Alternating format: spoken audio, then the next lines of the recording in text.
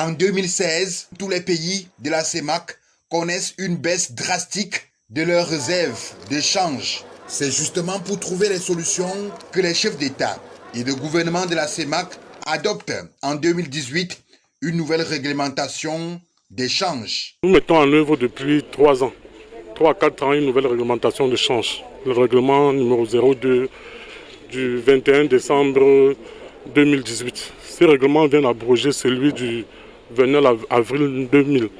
Et ce règlement avait beaucoup d'enjeux, en grande partie pour pouvoir permettre de retrouver nos réserves de change et éviter les sorties illicites des capitaux. Parce qu'on avait assisté en 2016 à une baisse drastique des réserves de change qui avait atteint un niveau de 1,9 mois d'importation.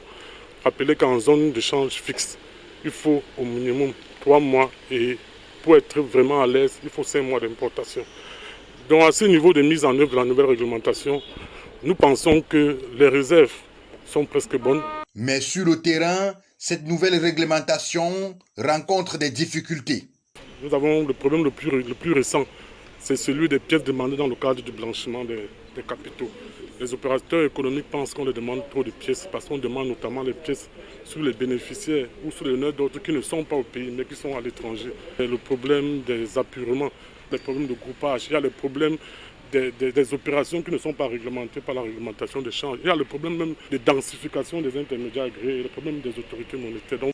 Et pour lever les barrières, le ministère des Finances camerounais, à travers la Direction générale du Trésor, de la coopération financière et monétaire, rencontre tous les intermédiaires agréés à Douala ce 10 octobre 2022. Donc nous sommes là aujourd'hui d'abord pour former les intermédiaires agréés, pour les sensibiliser sur certains enjeux, mais également pour collecter leurs problèmes et porter au niveau de la Banque centrale ou bien de s'asseoir dans le cadre de concertation Banque centrale des autorégulations prévues, pouvoir voir comment avoir une bonne mise en œuvre de la réglementation de change et fluidifier les transferts internationaux afin de permettre un bon développement économique.